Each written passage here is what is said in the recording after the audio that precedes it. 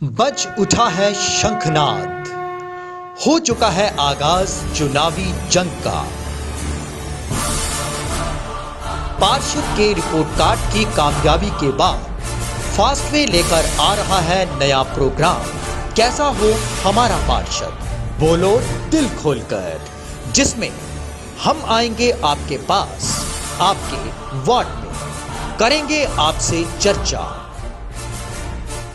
जानेंगे आपके दिल के भाव कि कैसा हो हमारा पार्षद। अगर कोई हमारा एमसी सोशल वर्कर हो तो वो सबसे अच्छा रहेगा। कि पार्षद अवेलेबल होना चाहिए, पार्षद एक्सेसिबल होना चाहिए, पार्षद एक विजनरी होना चाहिए, कम्युनिटी में रहने वाला होना चाहिए, कम्युनिटी को आगे लेकर होना चाहिए, रिसोर्सफुल होना चाहिए। फौज में एक सबसे छोटे लेवल फौजी की भर्ती होनी है तो उसके लिए एक एकेडमिक क्वालिफिकेशन है, लेकिन हमारी कंट्री में कोई भी पॉलिटिकल पोजीशन होल्ड करने के लिए कोई एजुकेशनल क्वालिफिकेशन नहीं है।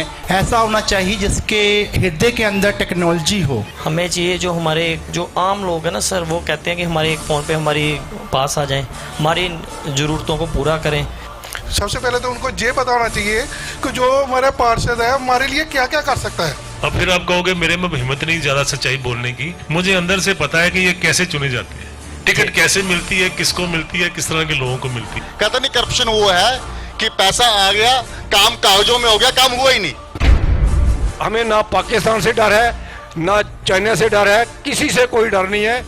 भ्रष्टाचार ने इस मुल्क को मार देना है, मैं आपको बता रहा हूं। तो हो जाइए तैयार, बोलो दिल खोलकर। नमस्कार दर्शकों, मैं हूं सतेंद्र सिंह मीरथल और आप देख रहे हैं हमारा नया और विशेष प्रोग्राम कैसा हो हमारा पार्षद। जी हां, आप जानते हैं कि नगर निगम के चुनाव बहुत नजदीक है, रणभेरी बज चुकी है, शंखनाद हो चुका है, बस कुछ पल की देरी है, चुनाव होंगे और वार्ड वासियों को मिलेगा उनका अपना चहेता पार्षद।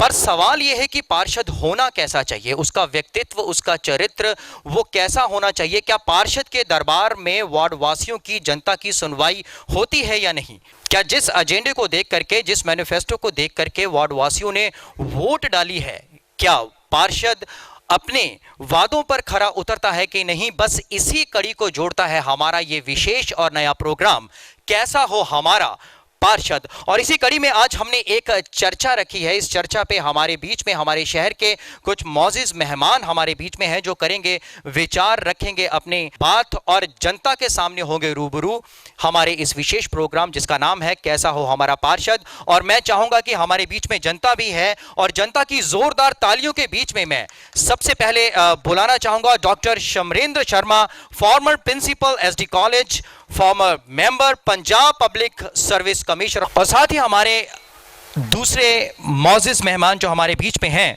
Mister Neeraj Mohanpuri, principal modern Sandipani school. मैं चाहूंगा इनका भी जोरदार तालियों के साथ स्वागत किया जाए। और हमारे बीच में जानी मानी हस्ती जो है, जो किसी तारीफ की मोहताज नहीं, सोशल एक्टिविस्ट और विद्या एजुकेशन सोसाइटी के प्रेसिडेंट मिस्टर विजय पासी जी। मैं चाहूंगा जोरदार तालियों के साथ इनका भी स्वागत किया जाए।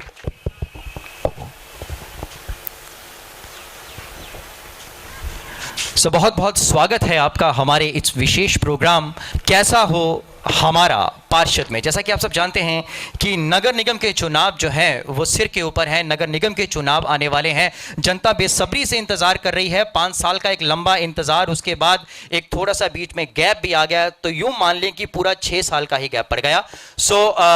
इस प्रोग्राम को शुरू करने से पहले मैं रिक्वेस्ट करूंगा हमारे डायरेक्टर, हमारे ऑनर मिस्टर अनिल खुराना जी से कि वह माइक पर आएं और हमारे मौजूद मेहमान और हमारी जनता और जो टीवी स्क्रीन के ऊपर जो इस प्रोग्राम को देख रहे हैं उनसे चंद शब्द कहें। Mister Anil Khurana ji. Thank you Satendra. ये प्रोग्राम कैसा हो हमारा पार्षद के बारे में काफ़ी कुछ आपको सतेंद्र जी ने बता दिया है। सतेंद्र जी को आपने पहले भी स्क्रीन पर देखा होगा। हमारा जो पहला प्रोग्राम था पार्षद का रिपोर्ट कार्ड, पार्षद का रिपोर्ट कार्ड की काफ़ी कामयाबी के बाद, जिसमें हमें लोगों की काफ़ी अच्छा रिस्पांस मिला, उसके बाद हमने ये प्रोग्राम बनाया कि पार्षद का रिपोर्ट कार्ड अब ख़त्म हो गया, तो हमने ये प्रोग्राम बनाया कैसा हो हमारा पार्षद। जैसे कि आप जानते हैं इलेक्शन डेज हैं और जल्दी इलेक्शन आने वाले हैं, तो हमारा पार्षद कैसा होना चाहिए, इसी के संबंध में हमने ये कार्यक्रम रखा है, जिसमें कि हमने आज जो मेहमान बुलाए हैं वो नॉन पॉलिटिकल हैं, क्योंकि आगे जाकर ये प्रोग्राम पॉलिटिकल ही होने वाला है। जब हम आपके वार्ड में आएंगे, आपके वार्ड में आके आपसे पूछेंगे कि कैसा हो हमारा पार्षद, तब आप हमें बताएंगे कि आपकी क्या अपेक्षाएं हैं अपने पार्षद से, कैसा पार्षद होना चाहिए, आप क्या चाहते हैं, और क्या वो पार्षद, पिछला पार्षद आपकी अपेक्षाओं पे खरा उतरा या नहीं उतरा, कौन होना चाहिए हमारा मेयर। जैसा कि आज डॉक्टर केडी सिंह ने एक पोस्ट डाली थी, उन्होंने बोला था कि हर पार्टी को चाहिए कि अपनी पार्टी का मेयर पहले ही डिक्लेयर करें। तो अगर ये पहले हो जाए तो इससे अच्छी कोई बात हो नहीं सकती, पर ये होगा नहीं क्योंकि ये पॉलिटिक्स है। आइए हम शुरू करते हैं अपना ये program. Over to Satinder. Thank you very much sir, thank you very much mister Anil Khurana ji. और जैसा कि अनिल खुराना जी ने बताया कि बहुत कम समय है और इस कम समय में जो है वो चुनाव भी घोषित हो जाएंगे, उसके बाद चुनाव भी होगा और सबकी किस्मत जो है वो बंद हो जाएगी एक बॉक्स में, और उसके बाद नतीजे आएंगे और नतीजे के बाद हमें मिलेंगे पार्षद और मिलेगा इस शहर का मेयर। सो जैसा कि अनिल खुराना जी ने भी बताया कि ये नॉन पॉलिटिकली एक इवेंट है, इसमें कोई भी पॉलिटिकल लेवल का बंदा जो है वो नहीं है। उसका कारण सबसे बड़ा ये है कि जब जैसे जैसे ये डिबेट, जैसे जैसे हमारा प्रोग्राम आगे बढ़ेगा, हम वार्ड टू वार्ड जाएंगे और आपसे पूछेंगे, और आपके जो पुराने एमसीज हैं उनसे पूछेंगे, जो नए एमसी खड़े हो रहे हैं चुनाव के लिए उनसे भी पूछेंगे कि उनके मन में क्या है और वो जनता की सेवा कैसे करेंगे। फिलहाल हम इस प्रोग्राम को शुरुआत करते हैं और मैं चाहूँगा एक बार जोरदार तालियां हो जानी चाहिए इस प्रोग्राम की शुरुआत के लिए। Thank you very much. So सबसे पहले हमारे बीच में हमारे social activist mister Vijay Pasi ji हैं। मैं पासी सर से पूछना चाहूंगा कि सर आप क्या विचार है कि जो इस शहर की नुहार को बदलने वाला होता है, जो इस शहर के विकास के बारे में सोचे। सवाल वही है जो हमारे प्रोग्राम का नाम है, कैसा हो हमारा पार्षद। क्या कहेंगे सर? अगर कोई हमारा एमसी सोशल वर्कर हो तो वो सबसे अच्छा रहेगा, क्योंकि जो सोशल वर्कर होते हैं वो बगैर किसी लालच के, बगैर किसी फेवर के काम करते हैं। तो इसलिए सबसे पहले तो ये वो सोशल वर्कर होना चाहिए। सेकंड ये है कि उसके पास टाइम होना चाहिए, क्योंकि एमसी एक ऐसा ओहदा मिलता है हमारे शहर में, उसके पास वार्ड होता है और हमारे 90% लोगों की बहुत छोटी छोटी शिकायतें होती हैं।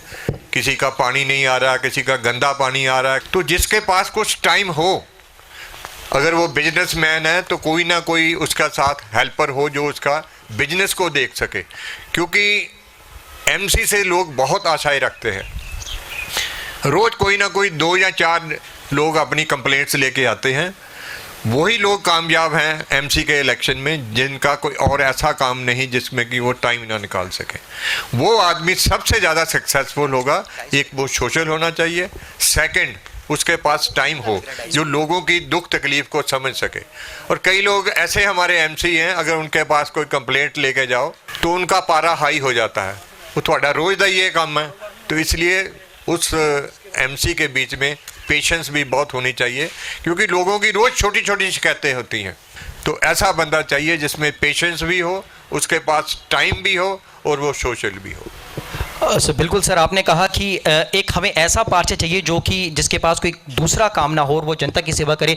तो लगता नहीं कि सर अगर उसके पास कोई उसका निजी काम ना होगा तो वो सरकारी पैसे पे नजर रखेगा या वो चाहेगा कि मैं नहीं मेरा ये नहीं मतलब मेरे कहने का मतलब है कि एक जैसे मैं हूँ, मैं अपनी बात करता हूँ, मेरा एक ही काम है इंडिपेंडेंट, तो मैं क्या काम कर सकता हूँ, क्योंकि मैं तो अपना बिजनेस ही करूँगा ना।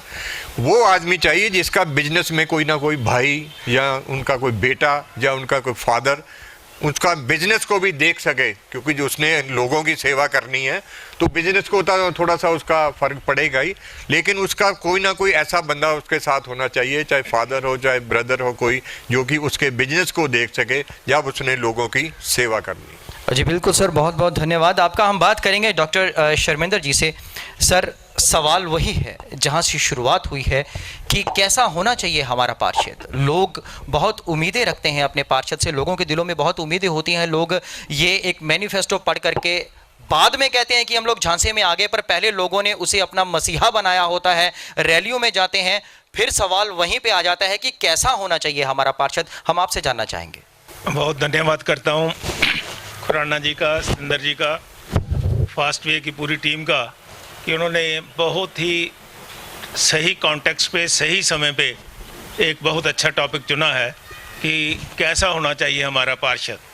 आज की डिस्कशन के बाद और जैसे ही 1-2 और एपिसोड ये हमारे चैनल वाले लेंगे, उसके बाद जनता के सामने एक पिक्चर क्लियर हो जाएगी कि हमारे पार्षद में ये गुण होने चाहिए, हमारे पार्षद में ये क्वालिटीज़ होनी चाहिए।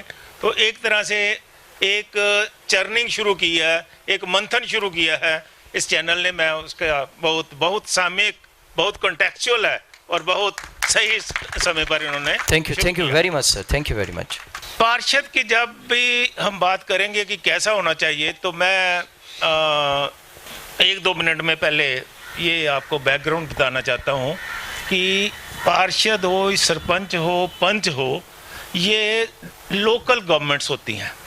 जो लोकल गवर्नमेंट्स का एक जो कॉन्सेप्ट है, जो इंडिपेंडेंट इंडिया के बाद आया और ये इंडिया में ही नहीं है, पूरे वर्ल्ड में है, उसका मतलब क्या है? आमतौर पे हम इसको ये समझते हैं कि ये डिसेंट्रलाइजेशन ऑफ पावर है, कि पावर एक जगह पे एकत्रित नहीं करनी, इसको डिसेंट्रलाइज करना है। लेकिन जब पार्षद की, कॉरपोरेशन की, म्यूनिसिपल कमेटी की, गांव की पंचायत की बात आती है, तो वहाँ पे हम डिसेंट्रलाइजेशन के साथ इसको कंफ्यूज ना करें। हाँ, इसका मतलब ये है कि डीकंसंट्रेशन ऑफ पावर। हमने कुछ एक ऐसे मुद्दे होते हैं जो लोकल लेवल पे उठते हैं, लोकल लेवल पे उनका समाधान होना चाहिए। उन सभी कामों के लिए पार्षद, पंच, सरपंच और ये कॉन्सेप्ट बना हुआ है। तो जब हमारे ये बात क्लियर हो जाएगी कि हमारी एक राष्ट्रीय लेवल पे सरकार होती है, वो नेशनल मुद्दों की बात करती है, स्टेट लेवल की सरकार होती है, वो स्टेट के मुद्दों की बात करती है। जब हम किसी शहर के पार्षदों की बात करते हैं, तो वो शहर की अपनी एक गवर्नमेंट होती है, अपनी एक बॉडी होती है, जो शहर के मुद्दों के, अपने वार्ड के मुद्दों के, उनकी बात करेगी और उनको आगे लेकर जाएगी।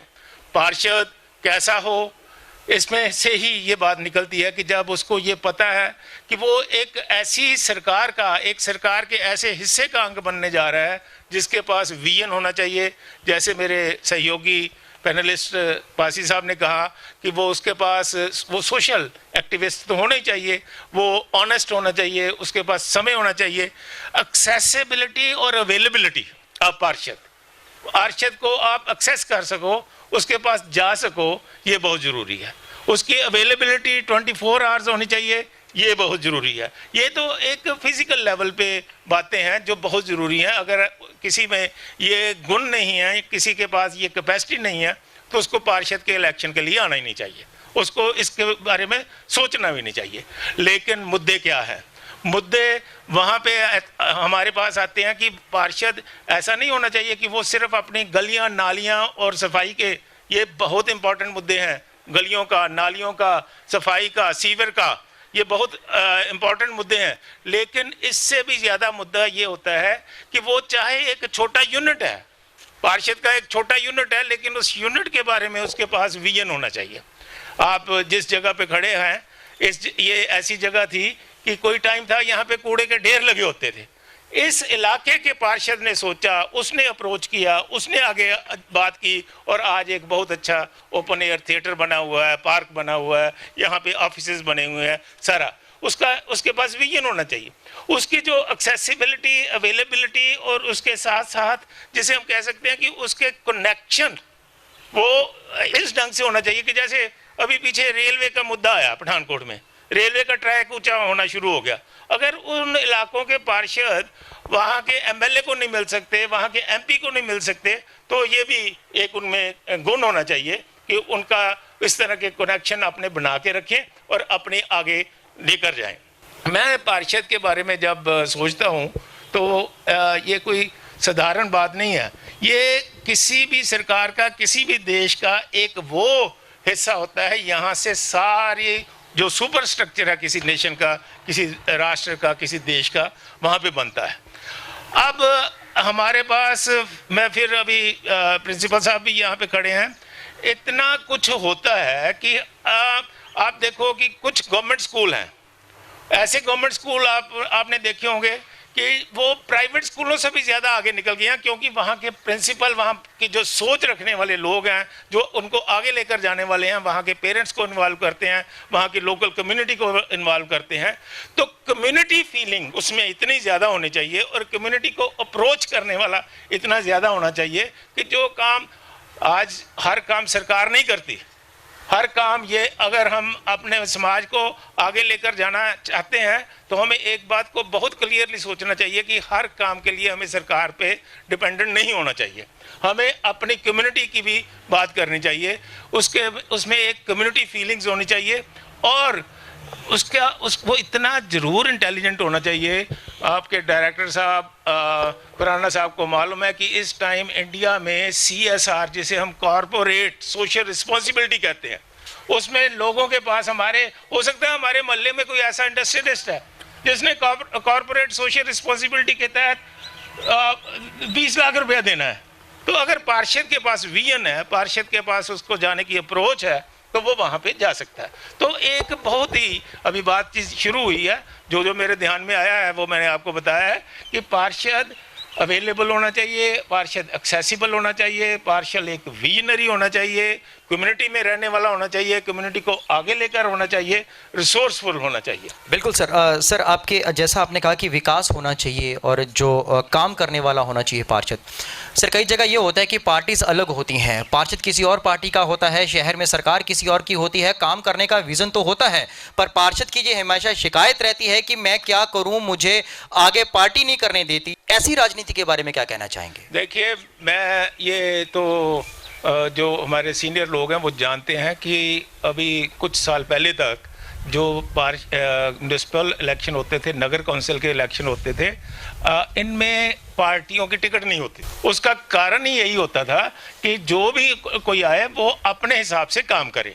अगर अब पार्टियों की टिकट आ गई है, टिकट का सिस्टम शुरू हो गया है, तो उसमें फिर वो जिसे कहते हैं ना कि जो काम करने वाले लोग हैं, चाहे वो पार्षद है, चाहे वो मेयर हैं, चाहे उस एरिया के MLA हैं, उनको अगर ये कॉन्सेप्ट नहीं क्लियर कि जब पार्षद बनता है तो वो हो सकता है कांग्रेस की टिकट का बने, जब बन जाता है तो फिर किसी टिकट का नहीं होता, फिर वो उस इलाके का होता है। MLA जब बनता है, जब उसने इलेक्शन लड़ना है तो वो हो सकता है बीजेपी का हो, लेकिन बनने के बाद भी वो ये कहे कि मैं बीजेपी का हूँ, तो फिर उसको MLA बनने का कोई हक नहीं है, उसको पार्षद बनने का कोई हक नहीं है।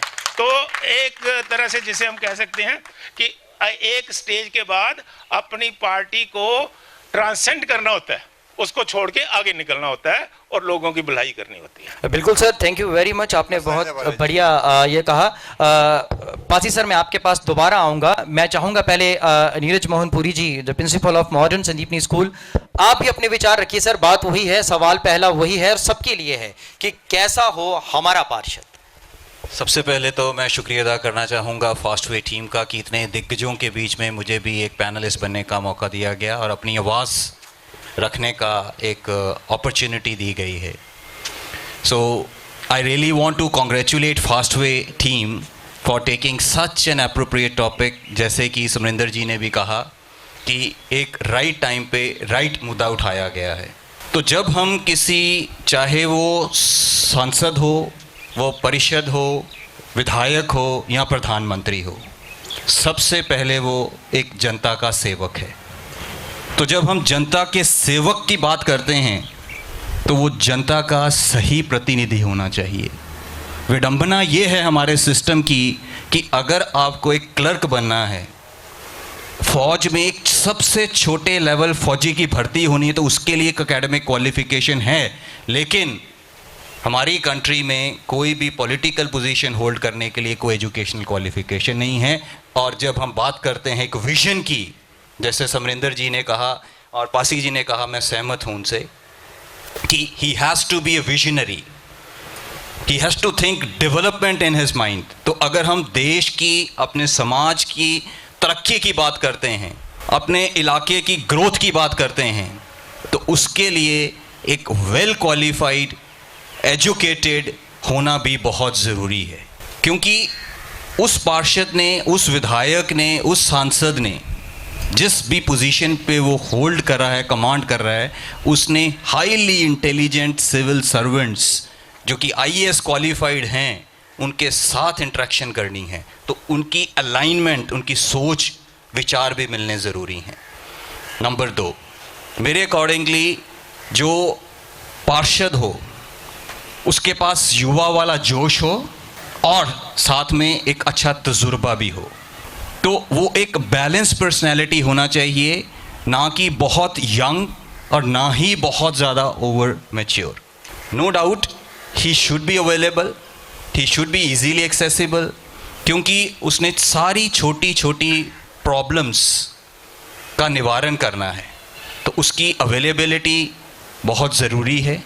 उसकी सोच बहुत प्रोग्रेसिव होनी चाहिए, और जैसे समरेंद्र जी ने भी कहा कि उसको कोलैबोरेशन, एक इकट्ठ मिलके सबका साथ सबका विकास, ऐसी सोच रखनी चाहिए। तो एटलीस्ट मेरे अकॉर्डिंगली ये 3 क्वालिटीज़ मस्ट हैं किसी भी पार्षद।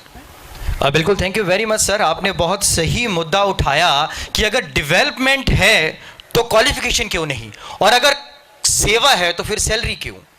ये सवाल है, और ये सवाल जो है ये हमारी जनता भी जानना चाहेगी। मैं देख रहा था कि पासी जी कुछ कहना चाहते थे समरेंद्र जी की बात पर। सर क्या कहना चाहेंगे आप? ਜਿਹੜਾ ਵੀ ਕੋਈ MC ਤਗੜਾ ਹੁੰਦਾ, ਬੋਲਣ 'ਚ ਤਗੜਾ ਹੁੰਦਾ, ਉਹ ਹਮੇਸ਼ਾ ਚਾਹੇ ਕਿਸੇ ਪਾਰਟੀ ਦਾ ਹੋਵੇ ਉਹ ਆਪਣਾ ਕੰਮ ਕਰਾ ਲੈਂਦਾ। ਕਈ ਸਾਡੀਆਂ ਲੇਡੀਜ਼ MC ਹੈ, ਲੇਕਿਨ ਕੰਮ ਜਿਹੜਾ ਉਹਨਾਂ ਦੇ ਹਸਬੈਂਡ ਕਰਦੇ। ਕਈ ਮੁੱਦੇ ਐਸੇ ਹੁੰਦੇ ਆ ਕਿਉਂਕਿ ਜਿਹੜੀ ਲੇਡੀਜ਼ ਹੈ, ਹਸਬੈਂਡ ਜਿਹੜੇ ਉਹਨਾਂ ਦੇ ਆ, ਉਹ ਨਹੀਂ ਜਾ ਸਕਦੇ ਉਹਦੇ ਵਿੱਚ, ਮੀਟਿੰਗ ਦੇ ਵਿੱਚ ਉਹ 'ਚ ਜਾਂਦੀਆਂ ਲੇਡੀਜ਼। ਜੇ ਤਾਂ ਲੇਡੀਜ਼ ਥੋੜੀ ਬਹੁਤੀ ਐਕਟਿਵ ਹੋਊਗੀ ਜਾਂ ਕਿਤੇ ਜਾ ਕੇ ਗੱਲਬਾਤ ਕਰ ਸਕਦੀ ਹੋਊਗੀ ਫਿਰ ਤਾਂ ਉੱਥੇ ਮੁੱਦਾ ਲਾਊਗੀ। ਜੇ ਉਹ ਕਿਤੇ ਗੱਲ ਹੀ ਨਹੀਂ ਕਰ ਸਕਦੀ, ਬੰਦਾ ਬਹੁਤ ਤੇਜ਼ ਹੈ, ਉਹਨੇ ਆਪਣੀ ਲੇਡੀਜ਼ ਨੂੰ ਖੜਾ ਕਰਕੇ MC ਬਣਾਤਾ, ਉਹ ਵਿਚਾਰੀ ਉੱਥੇ ਜਾ ਕੇ ਬੋਲ ਹੀ ਨਹੀਂ ਸਕਦੀ। ਜਿਸ ਵੇਲੇ ਕੋਈ ਮੀਟਿੰਗ ਹੁੰਦੀ ਹੈ, ਜਿਹੜਾ ਬੰਦਾ ਤੇਜ਼ ਹੁੰਦਾ, ਗੱਲਬਾਤ ਕਰਨ 'ਚ ਬਹੁਤ ਤਕੜਾ ਧਾਕੜ ਹੁੰਦਾ, ਉਹ ਆਪਣਾ ਕੰਮ ਕਰਾ ਲੈਂਦਾ, ਚਾਹੇ ਪਾਰਟੀ ਦੂਜੀ ਜਿਹੜੀ ਮਰਜ਼ੀ ਹੋਵੇ। ਤੇ ਇਸ ਕਰਕੇ ਜਿਹੜਾ MC, ਲੇਡੀਜ਼ ਵੀ MC ਬਣਦੀਆਂ, ਮੇਰੀ ਐਸੀਆਂ ਹੋਣੀਆਂ ਲੇਡੀਜ਼ ਚਾਹੀਦੀਆਂ ਕਿ ਜਿਹੜੀਆਂ ਕੈਪੇਬਲ ਹੋਣ ਕੰਮ ਕਰਨ ਦੀਆਂ, ਲੋਕਾਂ ਨੂੰ ਮਿਲਣ ਦੀਆਂ, ਆਪ ਕਰ ਸਕਦੀਆਂ ਹੋਣ। ਇਹ ਨਹੀਂ ਹੈ ਕਿ ਸਾਰਾ ਡਿਪੈਂਡੈਂਟ ਹੀ ਆਪਣੇ ਹਸਬੈਂਡ 'ਤੇ ਹੋਵੇ।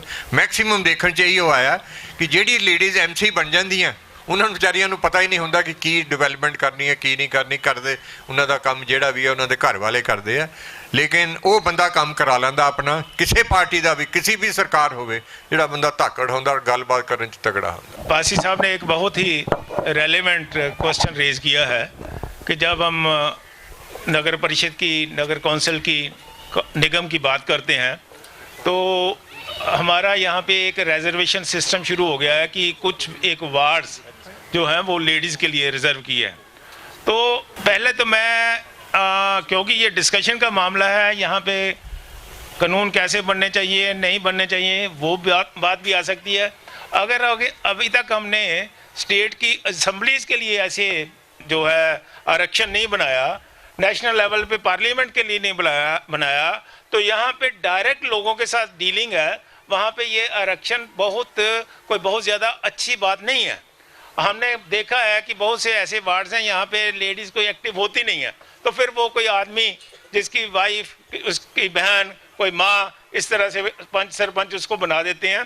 तो मैं एक वो थोड़ी सी मजाक की बात करता हूँ कि कई बार होता क्या है कि घर के बाहर बोर्ड लगा होता है कि so and so municipal councillor. तो मैंने बहुत साल पहले की बात है, पठानकोट में ही एक लेडी MC के घर गया, तो उसके नाम नहीं लिखा हुआ था, उसके पति का नाम लिखा हुआ था और नीचे लिखा हुआ था हस्बैंड ऑफ जो है MC, HMC। तो वो इस तरह की जब बातें आ जाती हैं तो फिर वो काम जो है वो होते नहीं हैं। तो ये भी एक बहुत ही रेलेवेंट मुद्दा है कि या तो ये आरक्षण इस लेवल पे होना नहीं चाहिए, अगर है तो वाकई में ही वो लेडीज़, वो महिलाएं आगे आने चाहिए जो काम करने में सक्षम है और काम करना चाहिए। बिल्कुल सर, हमारा जो पिछला एपिसोड था पार्षद का रिपोर्ट कार्ड, हम जितनी भी जो फीमेल पार्षद थी हम उनके पास गए, हमने वहाँ पे देखा, जाके मोहल्ले वासियों से, लोगों से जाना, तो लोगों का भी यही कहना है कि बस जी वोट मांगने के लिए आए, उसके बाद दिखे नहीं। मैं पुरी साहब आपके पास जाऊँगा, मैं आपसे जानना चाहूँगा कि शहर में जो अभी जो घोषणा हुई है कि 50% जो है वो महिला आरक्षण की बात चल रही है, तो महिलाओं को जो है वो सीट दी जाएगी। अगर 50 वार्ड है तो 25 वार्ड से जो है वो महिलाएं लड़ेंगी। इस सोच के बारे में क्या कहना चाहेंगे, इनकी विचारों को लेकर के? जैसे समरेंद्र जी ने कहा, उन्होंने अपना व्यक्तित्व, जो अपना पर्सनल ओपिनियन है वो रखा है। मेरा इस बारे में कोई ऐसा नहीं है कि वीमेन को चांस नहीं मिलना चाहिए या मेल डोमिनेशन होनी चाहिए। मुद्दा यही है कि जिसकी जो सीट के लिए लड़ रहा है पावर्स भी उसी के पास हों और वो ही एक्चुअली रिप्रेजेंट करे और काम आगे काम करके भी दिखाएं, तो तभी बात बनेगी। अदरवाइज सिर्फ वुमेन के नेम पे सीट्स लेके फिर उनको बैकफुट पे डाल देना, तो that is defeating the purpose. Right sir, हमारे बीच में जनता भी है, हम जनता से भी जानेंगे कि जनता के दिल में क्या है, वो कैसा पार्षद चाहते हैं, क्योंकि वोट जो है वो जनता ने ही करनी है। हम चलते हैं जनता के पास और जानते हैं इनसे कि इनके दिल में क्या है। जी, क्या नाम है जी आपका? सर अश्विनी काला। अश्विनी जी, क्या कहना चाहेंगे आप, कैसा होना चाहिए हमारा पार्षद और विकास के कार्य जो शहर के हैं वो कैसे होने चाहिए? हमारा जो पार्षद है ऐसा होना चाहिए जिसके हृदय के अंदर टेक्नोलॉजी हो। एक रबड़ मोहन नहीं होना चाहिए, पढ़ा लिखा ना भी हो, अनपढ़ भी चलेगा, पर उसके अंदर कोई अपने एरिया के सुधार के लिए टेक्नोलॉजी होनी चाहिए कि मैं इस एरिया के अंदर क्या कर सकता हूँ, क्या नहीं कर सकता हूँ। जरूरी नहीं कि पढ़ा लिखा इंसान जो है पार्षद बन सकता है, क्योंकि पढ़ा लिखा इंसान कूड़ा फेंकता है कि अनपढ़ उसको उठाता है। बहुत बड़ा विषय है ये भी, वो ज़्यादा पढ़ा लिखा हुआ है ना, तो इसलिए कोई भी पार्षद अब चुने। राजनीतिक पार्टियों का ये उत्सव है, अपने अपने क्षेत्र के अंदर वो अपने अपने पार्षद चुन रही हैं, लेकिन जनता की आवाज़ को वो कहाँ तक लेके जाते हैं ये तो जनता ही जाने। वोट मांगने लोग आते हैं मगर पार्षद के अंदर जो क्वालिटी है उसको नहीं देखते कि क्या ये जनता के लिए क्या कर रहा है, क्या नहीं कर रहा है। जी बिल्कुल। पुरी साहब, मैं ये अब आप ही से जानना चाहूंगा, क्योंकि एजुकेशन की बात आप ही ने की है, पढ़े लिखों की बात आप ही ने की है। अश्विनी जी ने ये कहा है कि जो पढ़े लिखे लोग होते हैं उनकी बजाय अगर दूसरे लोगों को अगर चांस दिया जाए तो शायद वो बेहतर तरीके से काम कर सकते हैं, जैसे उन्होंने कूड़े की भी उदाहरण दी है। क्या कहना चाहेंगे सर आप? सर, मैटर इसमें ये नहीं है कि पढ़ा लिखा हो। मैंने ये कभी नहीं कहा कि वो पोस्ट ग्रेजुएट हो, पीएचडी हो या डॉक्टर हो। मैंने ये कहा कि उसको बेसिक कुछ मिनिमम क्वालिफिकेशंस उसके लिए भी निर्धारित हो।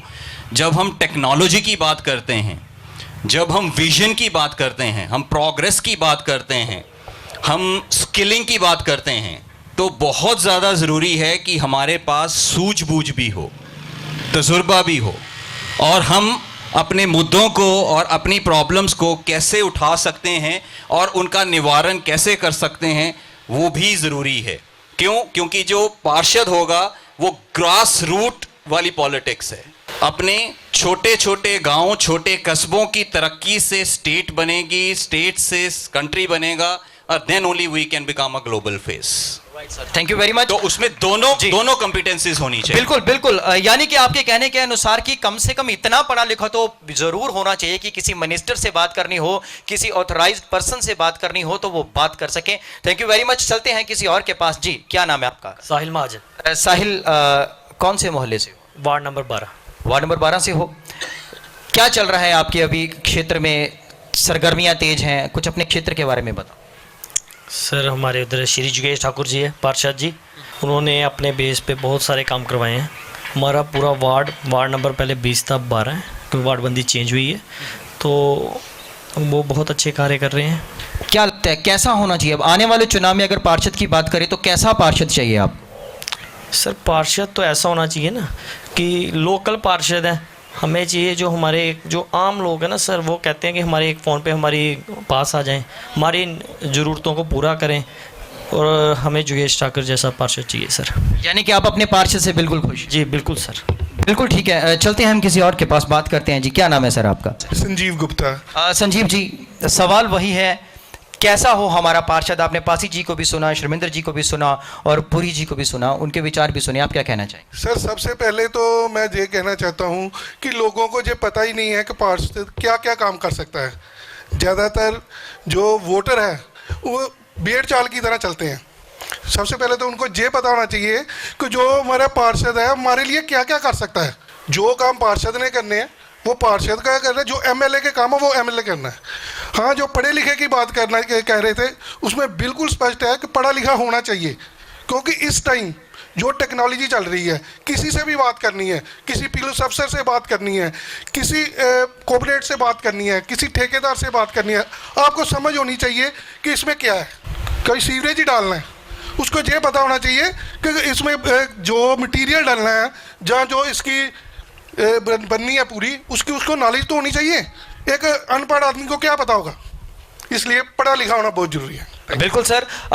मैं पासी साहब आपसे जानना चाहूंगा कि आपके द्वारा बहुत ही सामाजिक कार्य किए जाते हैं, लोगों की भलाई के लिए कार्य किए जाते हैं, तो कोई ऐसा सेमिनार ऐसा क्यों नहीं आज तक हुआ कि लोगों को यही अवेयर करवा दिया जाए कि अक्सर पार्षद के काम कैसे होते हैं? क्योंकि इन्होंने जैसे कहा कि जनता अवेयर ही नहीं है इस बारे में लेकर के, क्या कहना चाहेंगे? अगर होना चाहिए तो सरकार क्यों नहीं कदम उठाती इस बारे में? देखो, लोगों को 90% लोगों को तो यही पता है कि जो MC होता है उसने गलियां, पानी, नाले यही साफ करवाने हैं। कुछ जैसे प्रिंसिपल सर ने बोला कि कई एरिया में, क्योंकि अभी तो हमारा जो शहर है वो कंजस्टेड है, अगर खुली जगह हो तो वो ऐसा, अगर थोड़ा से विज़न उसमें हो तो वो पार्क वगैरह भी बना सकता है, ट्यूबवेल वगैरह भी लगा सकता है। तो इसके लिए पढ़ा लिखा होना भी, चलो इस क्योंकि आजकल तो टेक्नोलॉजी आ गई है नई, उसके लिए पढ़ा लिखा होना भी ज़रूरी है। लेकिन अगर पढ़ा लिखा ना भी हो तो वो कोई ना कोई पढ़ा लिखा एम्प्लॉय रख सकता है, क्योंकि आजकल तनख्वाह भी मिल रही है। पहले इसकी कोई तनख्वाह नहीं थी, अब तनख्वाह मिल रही है, तो 5-10 हज़ार में कोई ना कोई पढ़ा लिखा कंप्यूटर जो जानता हो वो भी वो रख सकता है।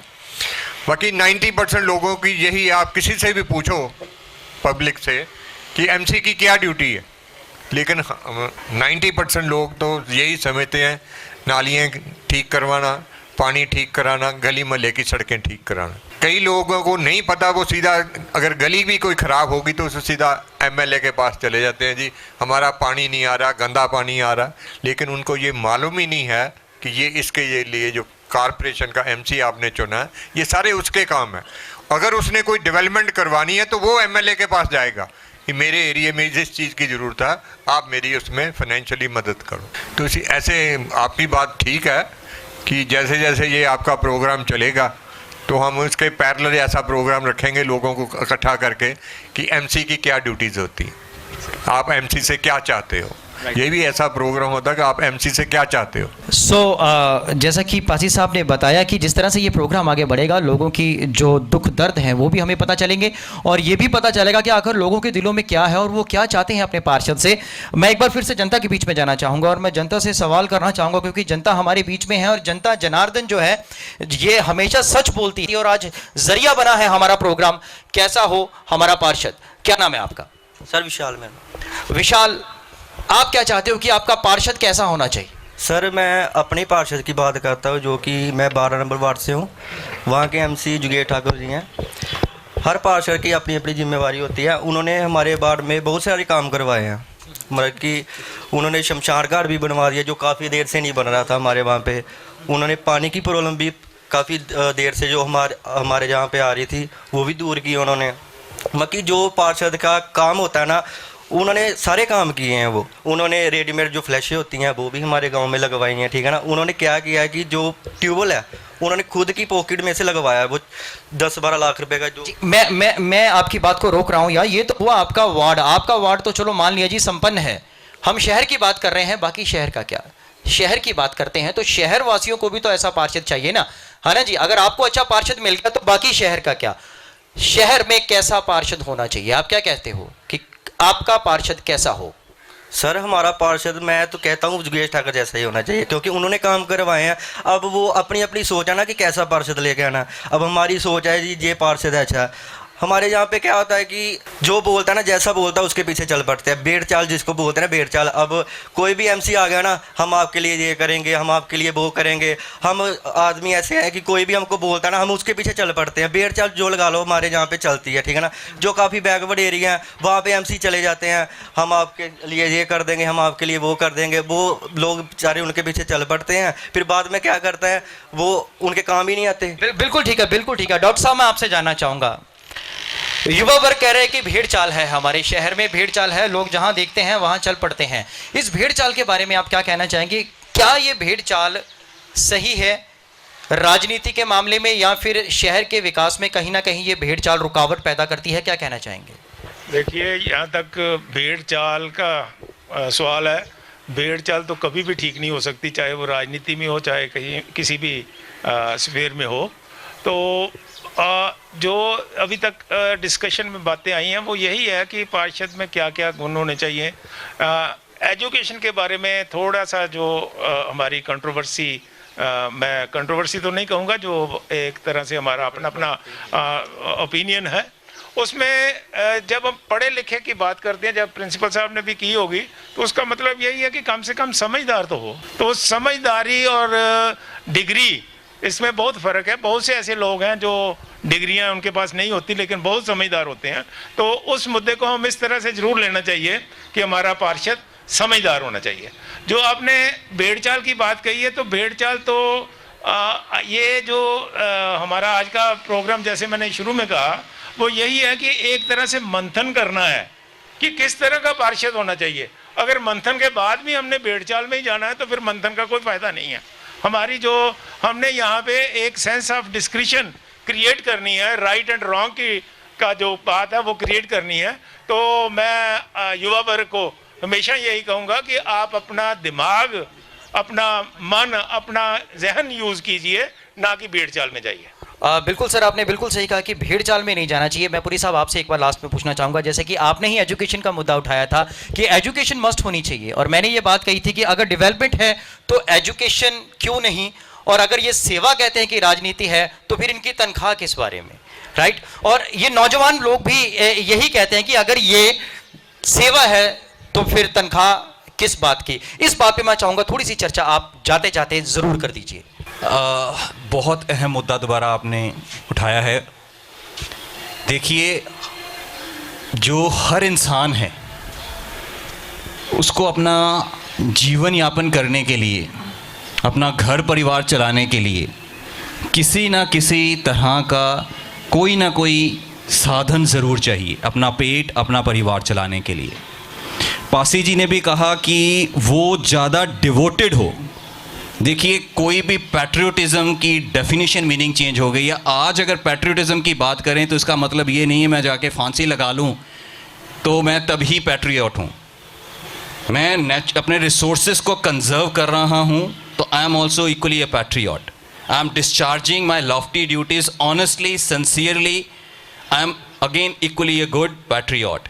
उसी तरह से एक पार्षद ने, एक सांसद ने, या कोई भी पॉलिटिकल इंसान है तो उसको कुछ ना कुछ अगर रिस्पेक्टेबल सैलरी मिलेगी तो वो इधर उधर की सोचेगा नहीं। अगर उसको आप सैलरी भी नहीं दे रहे हैं और एक्सपेक्ट कर रहे हैं कि वो 100% कमिटेड हो सोसाइटी के लिए, तो जब तक पेट नहीं भरता तब तक आप कोई सर्विस सोच भी नहीं सकते। तो पहले हमेशा आप अपना सोचेंगे, फिर ही आप दूसरे का सोचेंगे। तो उसके लिए इम्पॉर्टेंट है जब सैलरी या कोई ऐसा कंपनसेशन, कोई रेम्यूनरेशन, ऑनरेरियम, जो मर्जी नाम दीजिए, वो मिलेगा तो डेफिनेटली वो करप्ट कम होगा और वो अपने विद इन मीन्स में बेस्ट डेवलपमेंट, बेस्ट ग्रोथ की कुछ सोचेगा और अपनी सोसाइटी, अपनी कॉलोनी की डेवलपमेंट के बारे में विचार करेगा। बिल्कुल, thank you very much sir. तो समय जो है वो अपनी रफ्तार के साथ बढ़ रहा है और समय हमें इजाज़त नहीं दे रहा है कि हम इस प्रोग्राम को, इस डिबेट को थोड़ा सा और आगे बढ़ाएं। सो हम यहीं पे विराम चाहेंगे। सो अपने दर्शकों से मैं पूछना चाहूँगा कि आपको ये प्रोग्राम कैसा लगा, हमें हमारे नीचे दिए गए नंबरों पर बताना बिल्कुल ना भूलें। और आपके जिस तरह के भी सुझाव होंगे हमारे आने वाले चुनावों को लेकर के, आप हमें ज़रूर बताइएगा, क्योंकि आपके सुझाव जो हैं वो हमारे लिए बहुत ही बहुमूल्य हैं और आपके सुझावों के कारण ही हम शहर की नुहार बदलने में थोड़े से कामयाब जरूर होंगे। तो मैं एक बार फिर से धन्यवाद करता हूं नीरज मोहनपुरी जी का, डॉक्टर शर्मेंद्र जी का, विजय पासी जी का, जिन्होंने अपने कीमती समय में से कुछ समय हमारे लिए निकाला, हमारे फास्टवे चैनल, हमारे फास्टवे के व्यूवर्स के लिए निकाला। और हम सबसे बड़ा धन्यवाद करना चाहूंगा मैं हमारी जनता जनार्दन का, जिन्होंने बहुमूल्य समय हमारे इस एपिसोड के लिए निकाला, अपने दिल की बात हमारे साथ शेयर की, क्योंकि हमारा जो स्लोगन है वो यही है कि बोलो दिल खोल के। धन्यवाद। Thank you so much sir. Thank you so much sir.